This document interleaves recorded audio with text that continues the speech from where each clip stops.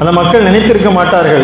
29ஆம் தேதி இரவு படுக்கைக்கு செல்லக்கூடிய நேரம் வரைக்குமாக அவர்கள் நினைத்து பார்த்திருக்க மாட்டார்கள். அந்த பேரழிவுக்கு காரணம் இறைவனுடைய கோபம். இறைவன் எத்தனையோ ஊர்களை அழித்திருக்கிறான், அதனால அல்லாஹ் அந்த மக்களை அழிச்சிட்டான் என்றெல்லாம் சிலர் பதிவிடுவதை பார்க்கிறோம். இது இறைவனுடைய ஏற்பாடு தான். இயற்கை சீற்றம் என்றால் இயற்கை தன்னாலே ஆகிறது இல்லை, இறைவன் செய்த ஏற்பாடு தான் இது. அதிலும் நமக்கு மாற்று கருத்து இல்லை. மத்திய உள்துறை அமைச்சர் சொல்கிறார், ஒன்றிய உள்துறை அமைச்சர், நாங்கள் இதெல்லாம் அலர்ட் கொடுத்துட்டோம், ஒரு வாரத்துக்கு முன்னாடி நாங்கள் எச்சரிக்கை செய்தோம், அவங்க தான் கேட்கல. இது விளையாடுகிற நேரமா? இது ஒரு மிருகத்திடம் இருக்கக்கூடிய ஒரு உணர்வு. அதை விட கீழ்த்தரமான உணவு உள்ளவர்களையும் நாம் இதில் பார்க்கிறோம். வலைத்தள பதிவுகளை எல்லாம் பார்க்கும்போது அவ்வளவு என்ன மாதிரியான காலத்தில் வாழ்றோம். அப்போது கூட அங்குள்ள மாணவர்கள் பள்ளிவாசல்களை பாதுகாக்கிறதை விட கோயில்களையும் சர்ச்சுகளையும் போய் முஸ்லிம்கள் பாதுகாக்கிறார்கள், இங்கே மதக்கலம் உருவாகிவிடக்கூடாது என்று. ஆனால் இங்கே இருக்கக்கூடியவர்கள் வலைதளத்திலே வேறொன்றாக செய்திகளை திரித்து முஸ்லிம்களுடைய வெறுப்பை எந்த வகையிலாவது ஏற்படுத்திவிட வேண்டும். அதைத்தான் இந்த வயநாட்டிலும் அவர்கள் செய்கின்றனர். பீஃப் மாட்டிறைச்சி சாப்பிடக்கூடியவர்கள் இன்று குறைவார்கள். எண்ணிக்கை எவ்வளவு வெறுப்பு, உணவின் மீது வெறுப்பு. ஒரு உணவு யுத்தத்தை தொடுத்துக் கொண்டிருக்கிறார்கள். எல்லா வகையிலும் இந்த மண் வெறுப்பின் பூமியாக மாற்றப்பட்டுக் கொண்டிருக்கிறது. மிகப்பெரிய அளவில் வரியை கொடுத்துக் கொண்டிருக்கக்கூடிய தமிழ்நாடு புறக்கணிக்கப்பட்டுக் கொண்டிருக்கிறது. அதற்கு இங்கு உள்ள அரசியல் தலைவர்கள் அன்புமணி சொல்கிறார், ஆமா நாமெல்லாம் ஓட்டு போடல, அதனால் தரவில்லை. எவ்வளவு கீழ்த்தரமான எண்ணம் இது.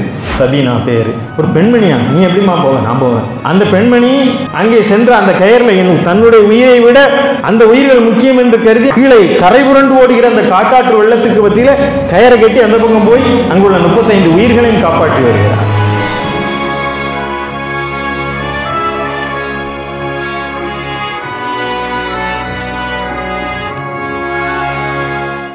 எல்லா நிலையிலும் எல்லா புகழும் ஏக இறைவனாகிய அல்லாஹ் ஒருவனுக்கு உரித்தாகட்டுமாக. அவனது பேரன்பும் பெருங்கருணையும் அண்ணலும் பெருமானார் நபிகள் நாயகம் ஸல்லல்லாஹு அலைஹி வஸல்லம் அவர்கள் மீதும் அவருடைய கிளைகள் குடும்பத்தினர் அவர்களை பின்பற்றி வாழ்ந்து கொண்டிருக்கின்ற இந்த ஜும்மா நாளில் ஒன்று கூடி இருக்கக்கூடிய நம் அனைவர் மீதும் நின்று நிலவட்டுமாக என்ற பிரார்த்தனையுடன் ஆரம்பம் செய்கின்றேன். எல்லாம் வல்ல அல்லாஹ்வின் நல்லடியார்களே, கடந்த ஜூலை 30ஆம் தேதி அதிகாலை 1 மணிக்கு வயநாட்டிலே நடந்த பேரழிவை நாம் எல்லாம் கண்டிருப்போம், கேட்டிருப்போம், அந்த செய்திகளை வாசித்திருப்போம். வயநாடு கேரளாவை பொறுத்த வரைக்குமாக இயற்கை எழில் கொஞ்சக்கூடிய ஒரு பூமியாக, குறிப்பாக வயநாடு போன்ற பகுதிகள் மிகவும் பார்ப்பதற்கே ரம்மியமாக இருக்கக்கூடிய, கண்கொள்ளா காட்சியாக இருக்கக்கூடிய சுற்றுலாத்தலமாக விளங்கக்கூடிய வயநாடு இன்றைக்கு உருக்குலைந்து இருக்கிறது. வரலாறு காணாத ஒரு பேரழிவை கேரளா சந்தித்திருக்கிறது. இன்றைக்கு வரைக்குமாக சற்றேறக்குறைய 400க்கும் அதிகமான உடல்கள் அங்கே கண்டெடுக்கப்பட்டிருக்கின்றன. இன்னும் 150க்கு மேற்பட்ட மக்களை காணவில்லை என்ற தேடுதல் பணி நடந்து கொண்டே இருக்கிறது. 2 கிராமங்கள் முற்றிலுமாக அழிந்து விட்டது. 2 கிராமத்தையே அங்கே காணவில்லை. அங்கே இருக்கக்கூடிய முண்டக்கை, சூரல்மலை என்று சொல்லக்கூடிய வயநாட்டினுடைய பகுதிகள் முழுவதுமாக பெரும் சேதத்திற்கு உள்ளாயிருக்கிறது. அந்த பெரும் இழப்பிற்கு முகம் கொடுத்திருக்கக்கூடிய அந்த சகோதரர்களுக்கு அல்லாஹ் அருள் புரிவானாக. இந்த விபத்தில் பலியான மக்களுடைய பாவங்களை மன்னித்து அவர்களுக்கு சுவனத்தை வழங்குவானாக.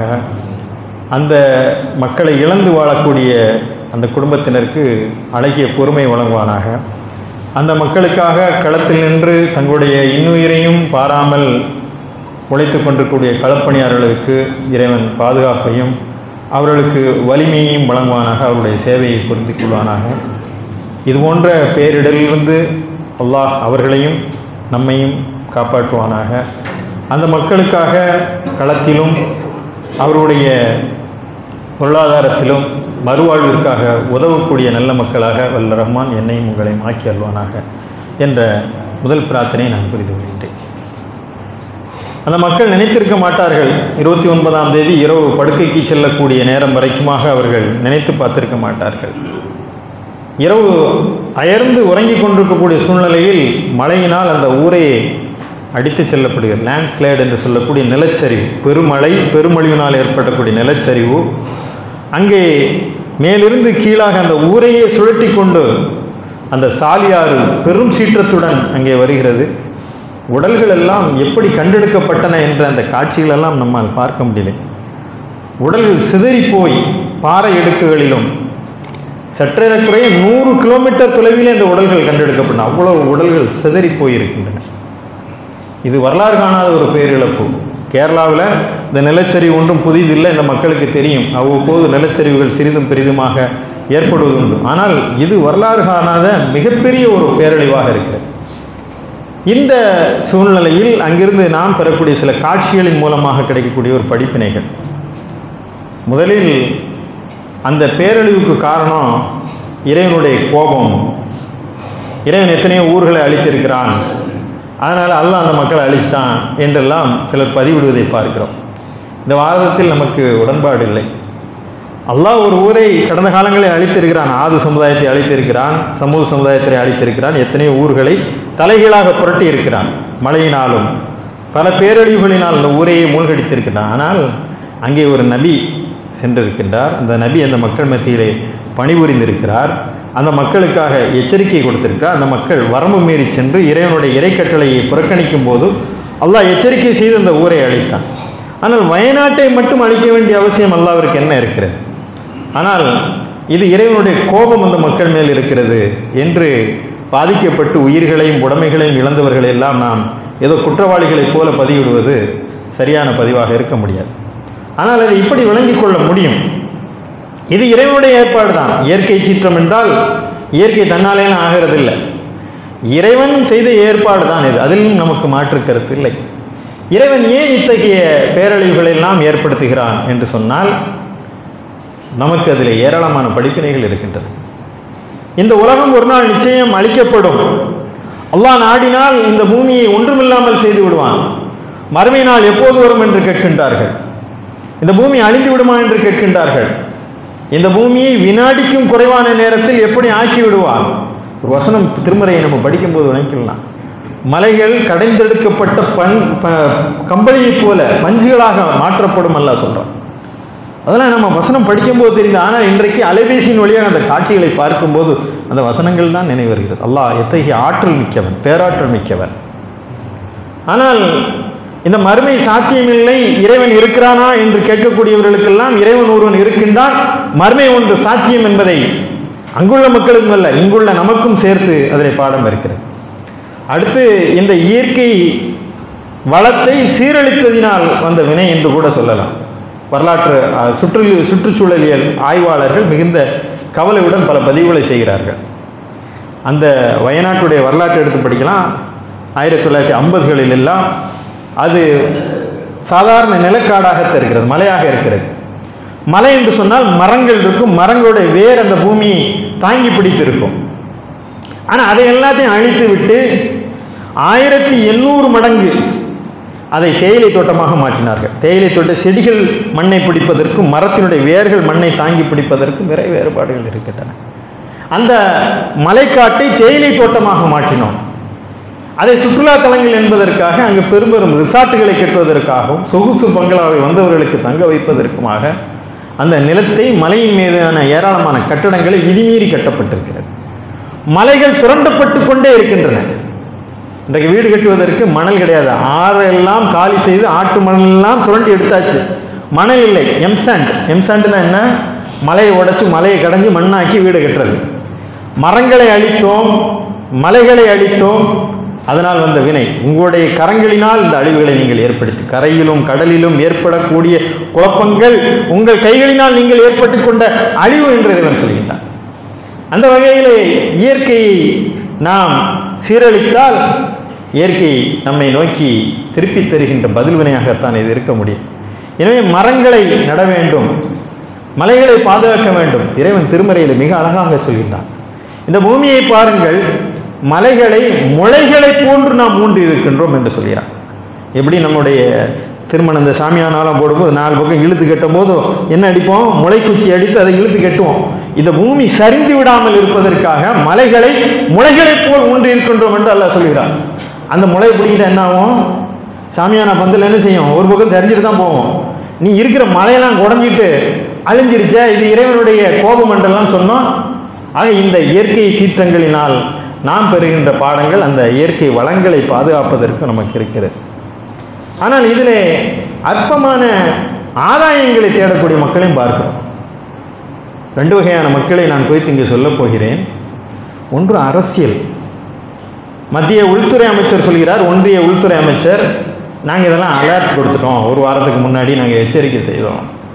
அவங்க தான் கேட்கல. இது விளையாடுகிற நேரமா இது? ஆனால் கேரள முதலமைச்சர் சொல்கிறார், அவங்க எப்போ அலர்ட் கொடுத்தாங்க? செய்தியாளர்கள் மத்தியிலே அந்த செய்தியை வாசிக்கிறார். லேண்ட்ஸ்லைடு வந்த பிறகு தான் அந்த கடிதமே கிடைத்தது. நான் படித்து காட்டுறேன் பாருங்கள். ரொம்பவும் குறைவான வாய்ப்புகள் அங்கே நிலைச்சரிவுக்கு இருக்கிறது. அதுதான் ஒன்றிய அரசு கொடுத்தது. ஆனால் மாபெரும் பொய்யை ஆட்சியாளர்கள் திட்டமிட்டு சொல்லக்கூடிய ஒரு காலம் அது. அடுத்து பார்த்தீங்கன்னு சொன்னால் அவர் சொன்னார், ரெட் அலர்ட் கூட தேவையில்லைங்க அவங்க கொடுத்த அந்த புள்ளி வரும்படி.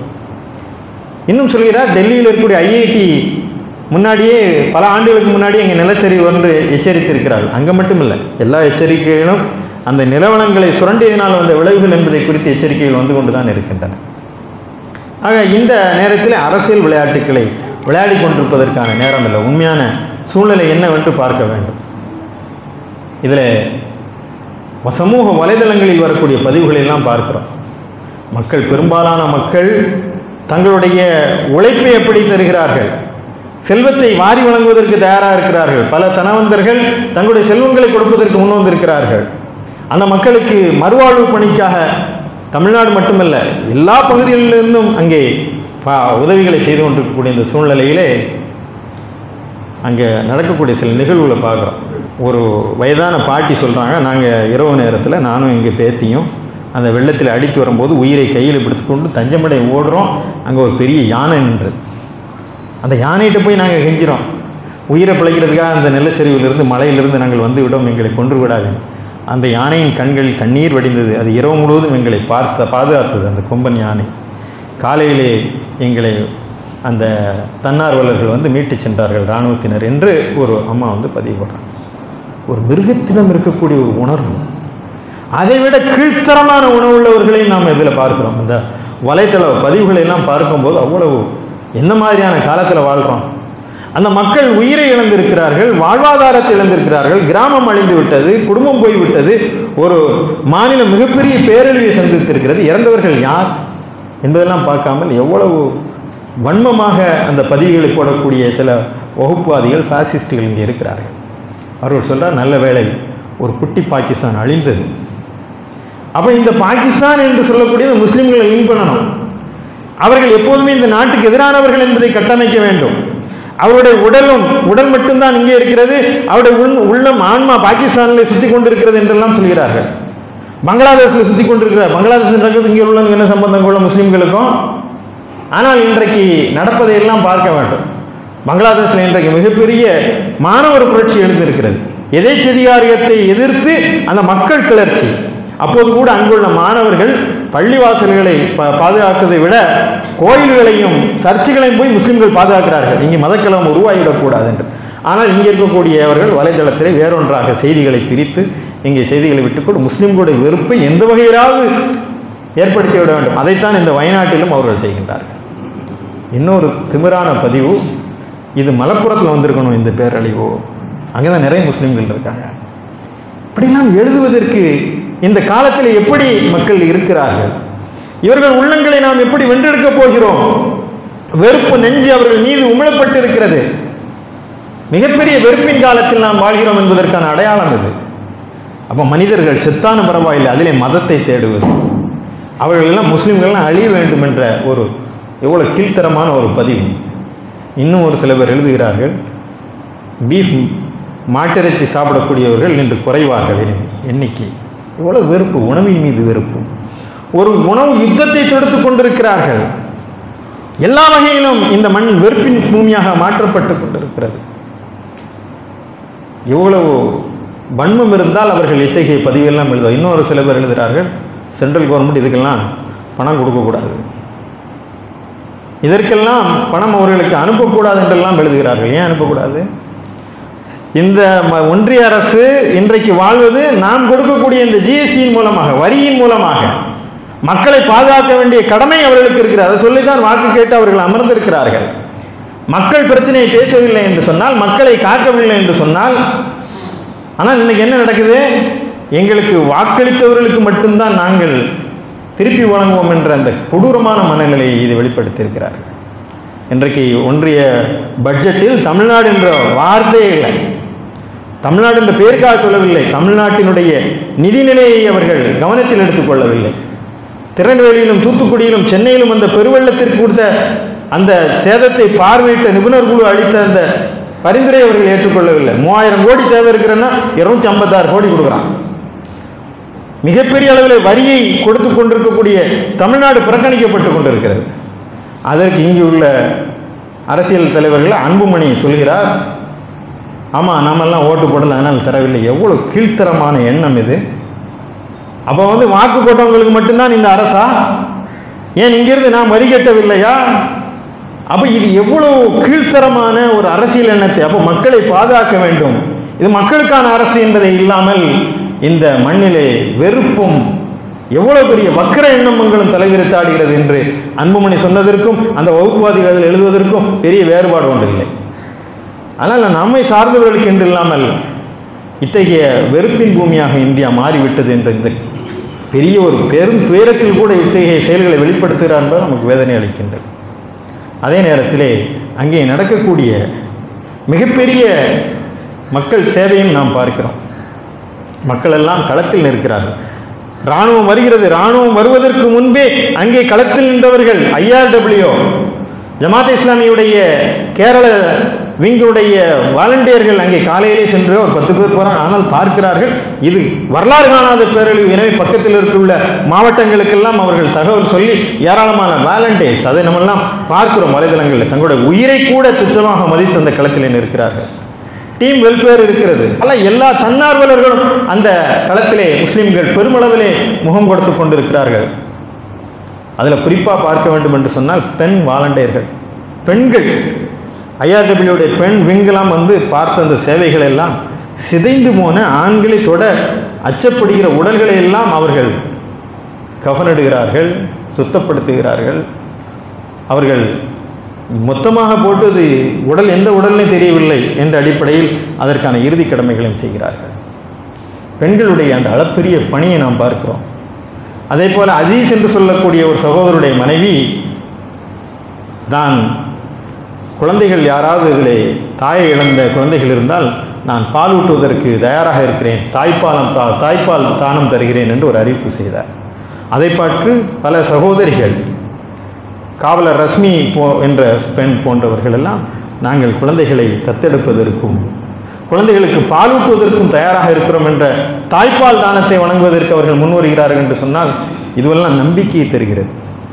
எந்த முஸ்லிம்கள் இந்த மண்ணுக்கு விரோதமானவர்கள், எந்த முஸ்லிம்கள் இந்த மண்ணுக்கு மாற்றமாக இருக்கக்கூடியவர்கள், விரோதிகள் என்றெல்லாம் கற்பிக்கிறார்கள், அவர்கள் ஒருபோதும் இந்த மண்ணுக்கும் மக்களுக்கும் விசுவாசிகளாகத்தான் இருந்திருக்கிறார்கள், விரோதிகளாக இல்லை. எல்லா இடரிலும் அவர்கள் நிற்கின்றார்கள். காரணம் விளம்பரத்திற்காக அல்ல, மறுமையிலே இறைவன் திருமுன்னால் கணக்கு காட்ட வேண்டும். அண்டை வீட்டான் பசித்திருக்க தான் மட்டும் வயிறார உண்பவன் இறை நம்பிக்கையாளன் அல்ல. மக்கள் மீது கருணை காட்டாதவன் மீது இறைவன் கருணை காட்ட மாட்டான். நாளை இறைவன் திருமுன்னால் நமக்கு கூலி கிடைக்கும். இதுவெல்லாம் இந்த இஸ்லாம் தருகின்ற இந்த பயிற்சி தான் அவர்களை இந்த களத்திற்கு கொண்டு வரும். இதை சொல்லி வாக்கு கேட்பதற்கோ இதை சொல்லி வசூல் செய்வதற்கோ அல்ல. ஏன் இந்த அடையாளங்களோடு இருக்கிறார்கள் என்று சொன்னால், வாலண்டியர்ஸை தனியாக காட்டுவதற்காக அந்த டீமோட அந்த லோகோவில் இருந்தால் தான் அவங்க வாலண்டியர்ஸ் என்று புரிந்து கொள்ள முடியும். அடுத்து இவர்கள் செய்யவில்லை என்று சொன்னால் இங்குள்ள வகுப்புவாதிகள் ஏற்கனவே ஃபோட்டோஷாப் செய்து இவன் செய்கிறான் பணி, அவன் எடுத்ததை மாற்றி மாப்பிங் செய்கிறான். அதனால் நாம் நம்முடைய அடையாளங்களுடன் அந்த லோகோவுடன் அந்த பணிகளை செய்ய வேண்டிய ஒரு சூழ்நிலையும் இந்த களப்பணியாளர்களுக்கு இருக்கிறது. இந்த களப்பணியாளர்கள் செய்கின்ற அந்த சேவைகள்லாம் பார்க்கும்போது அதெல்லாம் நம்ம இங்கேருந்து பார்க்குறோம், பேசுகிறோம். ஒரு ஆறு அந்த ஊரை இரண்டாக பிளக்கிறது. இந்த பக்கத்திலிருந்து அந்த பக்கத்துக்கு போக வேண்டும். பாலம் அடித்து விட்டது. இராணுவம் ஒரு தற்காலிக பாலத்தை 17 மணி நேரத்திலே கட்டியிருக்கிறார்கள். அதற்கு முன்பாக கயிறு போட்டு அந்த கயிறில் இங்கேருந்து இராணுவ வீரர்கள் அங்கே போய் ஒருத்தரையே அப்படி தூக்கிட்டு வந்து இந்த பக்கம் கொண்டு வந்து ட்ரீட்மெண்ட் எடுத்தாங்க. அவங்க சொன்னாங்க இது பெரிய ரிஸ்க்கு. இதை விட இங்கேருந்து ஒரு செவிலியரை அங்கே அனுப்பினால் அவர் அங்கே போய் அந்த 35 பேரையும் காப்பாற்றிடுவார். ஆனால் யார் போவா என்று சொன்னபோது ஒரு செவிலியர் வருகிறார். சபீனா பேர். ஏது முஸ்லீம் பெண், ஒரு பெண்மணியா, நீ எப்படிமா போவேன்? நான் போவேன். அந்த பெண்மணி அங்கே சென்ற அந்த கயரில் தன்னுடைய உயிரை விட அந்த உயிர்கள் முக்கியம் என்று கருதி அந்த கீழே கரை புரண்டு ஓடுகிற அந்த காட்டாற்று வெள்ளத்துக்கு மத்தியில் கயரை கட்டி அந்த பக்கம் போய் அங்குள்ள 35 உயிர்களையும் காப்பாற்றி வருகிறார். அதே போல மிம்ஸில் இருக்கக்கூடிய ஒரு மருத்துவர், லபீனா என்று சொல்லக்கூடிய, முகமது என்று சொல்லக்கூடிய ஒரு முஸ்லீம் மருத்துவர், அவரும் அதே போல அங்கே சென்று அங்கே மக்களை காப்பாற்றுகிறார். எனவே அன்பு சகோதரர்களை, இந்த மண்ணைக்கு நேசமானவர்கள் யார், இந்த மக்கள் பணியை செய்யக்கூடியவர்கள் யார் என்பதெல்லாம் காலமும் களமும் நமக்கு நிரூபித்து கொண்டே இருக்கின்றது. அதே போல அந்த பெரும் துயரிலே நாம் பார்க்கக்கூடிய செய்தி, மரண செய்தி நமக்கு ரொம்ப முக்கியம். மறுமை எப்போது வரும்? அவர்கள் கேட்கின்றார்கள், மறுமை எப்போது வரும் என்று அவர்கள் கேட்கின்றார்கள். கண் சிமிட்டும் நேரம், ஏன் அதைவிட குறுகிய நேரத்திலே உங்களிடம் மரணம் வந்துவிடும். எனவே நீங்கள் எந்த நேரத்திலும் நீங்கள் மறுமையை குறித்த சிந்தனை இருக்க வேண்டும், மரணத்தை குறித்த சிந்தனை உங்களிடம் எப்போதும் இருக்க வேண்டும். ஆனால் நாம் நினைக்கிறோம், நாங்கள்லாம் மறுமையை நம்புகிறோம், முஸ்லீம்கள் தானே, நம்மெல்லாம் மறுமையை நம்புகிறோம் என்று சொல்கிறோம். ஆனால் எந்தளவு நம்புகிறோம்? நம்முடைய நம்பிக்கை என்பது வெறும் நம்பிக்கையாக இருக்கிறது. இதை போன்ற நிகழ்வுகளிலிருந்து நாம் பாடம் பெற வேண்டும். வாழ்க்கை என்பது ஒன்றுமே இல்லை. என்ன சேமித்து வைக்கப் போகிறோம்? எதை கொண்டு போகப் போகிறோம்? சேமித்ததெல்லாம் நொடிப்பொழுதிலே மிகப்பெரிய பணக்காரர்களாக தோட்டம் வைத்திருந்தவர்கள், ரிசார்ட் வைத்திருந்தவர்கள்லாம் செப்டம்பர் 30 2 மணிக்கு பிறகு காலையிலே மறுநாள் எங்கே வந்து விட்டார்கள். மரணம் எப்போது வரும் தெரியாது. முண்டக்கையில் உள்ள ஒரு பள்ளிவாசல் இமாம் மகரிப் நேரத்தில் மைக்கில் அனௌன்ஸ் பண்ணுறாரு, மழை வருது, வெள்ளம் வந்து கொண்டு இருக்கிறது, பாதுகாப்பான இடத்துக்கு போயிருங்க, பிள்ளைகளெல்லாம் பாதுகாப்பாக வச்சுருங்க. ஈசாவிலையும் சொல்லிக்கிட்டே இருக்கார், எச்சரிக்கை விடுத்து கொண்டே இருக்கிறார், இந்த மக்களை எப்படியாவது காப்பாற்ற வேண்டும் என்று. ஆனால் அதிகாலை அந்த இமாமும் இல்லை, அந்த பள்ளிவாசலும் இல்லை, அடித்து செல்லப்பட்டு விட்டது. மறுநாள் தான் அந்த இமாம் அந்த பள்ளியினுடைய அடியை கண்டெடுக்கப்படுகிறார். ஆக மரணம் எந்த வினாடி நமக்கு வரும், நமக்கெல்லாம் வராது. இது அங்கே தான் நினச்சிட்டு இருக்கக்கூடாது. இப்போ ஆகஸ்ட்டு, இன்னொரு சில மாதங்களில் டிசம்பர் வந்தாலே பயமாக இருக்குது சென்னையில் இருப்பதற்கு. சென்னையில் வந்து தான் வரும்னு நினச்சோம், இப்போ திருநெல்வேலியும் பாதுகாப்பு இல்லைங்கிறான். திருநெல்வேலி தூத்துக்குடியெலாம் பார்த்தோம், வரலாறு. காயல்பட்டினத்தில் உள்ளவங்க அதெல்லாம் சென்னைக்காரங்களுக்குன்னா உனக்கும் வரும். காயல்பட்டினமே முங்கி போச்சு. எங்கு வேண்டுமானாலும் எந்த சூழ்நிலை வேணாலும். அப்போ நாம் என்ன தயாராக இருக்க வேண்டும்? மரணத்திற்கு தயாராக இருக்க வேண்டும். வாழ்வு என்பது நிரந்தரமற்ற ஒன்று என்பதை இந்த செய்திகள் எல்லாம் நமக்கு உணர்த்தி கொண்டே இருக்கிறது. மறுமை சிந்தனை வேணும். நாம் நினைக்கிறோம் மறுமைன்னா நாங்கள் மறுமை நம்புகிறோம். அராயத்தல்லது கத்திபுத்தீன், நாளை மறுமை நாளில் நற்கூலியும் தண்டனை கொடுப்பதையும் பொய் என்று சொல்வோனை நீங்கள் பார்த்தீர்களா? அப்படி தெரியுமா? ஃபதாலிக்கல்லதி யதுல் யதீம், அனாதைகளை மிரட்டி விடுகிறான், ஏழைகளுக்கு உணவு கொடுக்க மாட்டான். இவர் தான் அனாதை, மறுமையை நம்பாதவன். மறுமையை நம்புகிறோம், தொழுதுக்கு 5 வேளை இருக்கும் நாங்கள் மறுமை. அதற்கான அடுத்த வசனம், ஃபவைலுல் முஸல்லீன், தொழுகையாளிகள் மீது நாசம் உண்டாவதாக. எதுக்காக தொழுகிறான்? ஊரை மெச்சுவதற்காக, பிறருக்கு காண்பிப்பதற்காகவே அவர்கள் தொழுகிறார்கள். தொழுதால் சொர்க்கம் நிச்சயம்தான், அதில் எந்த மாற்று கருத்தில். ஆனால் எதற்காக தொழுகிறோம்? இந்த தொழுகையை நம்மை எப்படிப்பட்டவர்களாக மாற்ற வேண்டும்? நான் அல்லாஹ் கேட்பான வயம்னவுனல் மாவும், அற்பமான பொருளை கூட கொடுத்தவங்களுக்கு தடுத்து நிறுத்துவான். இதை பார்க்கிறோம் அல்லவா? அதனால் மற்றவர்களுக்கு கொடுத்துதவுவது தான். அதனால் மறுமையிலே அல்லாஹ் எனக்கு ஒரு உதவி தருவான், அல்லாஹ் இதற்கான கூலியை தருவான். மறுமையை நம்புகிறவன் வட்டி வாங்குவானா? வட்டி ஹராம், அல்லாஹ் தண்டிப்பான்னு தெரியும், அல்லாஹ் தண்டனை என்னன்னு தெரியும், நரகம் என்னன்னு தெரியும். வட்டி வாங்குறீங்க, மறுமையை நம்பலை. ஆனால் நம்புறா சொல்கிறோம். வரதட்சணை வாங்குறிய, மறுமையை நம்பலை. அந்த நம்பிக்கை போலியான நம்பில். லஞ்சம் வாங்குறிய, மறுமையை நம்பவில்லை. சொந்த சகோதரருடைய சொத்து பிரிப்புகள் எப்படிலாம் நடத்துகிறோம், அரைஞ்சி நிலத்தை விட மாட்டேங்கிறிய. மறுமை நம்பிக்கை பெற்ற தாய் தந்தையை கவனிக்கவில்லை. சி என்று கூட சொல்லாதீர், ஆனால் தாய் தந்தையர்களை கவனிக்காமல் இருக்கிய. நீலாம் மறுமையை நம்புறவனா? நாள் அல்லாஹ் கேட்பான, கேட்டு அதற்கான தண்டனை வழங்குவான. அதெல்லாம் நம்பிக்கை இல்லை, அதெல்லாம் பார்த்துக்கலாம். ஆனால் நாங்கள் மறுமையை நம்புகிறோம். ஆக இந்த மறுமையை நம்பக்கூடியவர்கள் யார்? வெறும் நம்பிக்கை என்பதல்ல, அந்த நம்பிக்கை செயலில் வர வேண்டும். எனவே நம்முடைய மறுமை நம்பிக்கையை சீர்தூக்கி பார்க்க வேண்டிய ஒரு நேரமும் இதுதான். இறுதியாக அரசும் அதற்கான தயார் நிலையில் இருக்க வேண்டும். நாங்கள்லாம் இவ்வளோ அதில் ஏராளமான கோடிகளை இந்த முன்னெச்சரிக்கை நடவடிக்கையாக, பேரிடர் மேலாண்மைக்காக ஒதுக்குறான்னு சொல்கிறாங்க. அதுலேயும் ஊழல், அதையும் சரியாக செய்யவில்லை. எனவே இதில் அரசு கூடுதல் கவனம் எடுக்க வேண்டும்.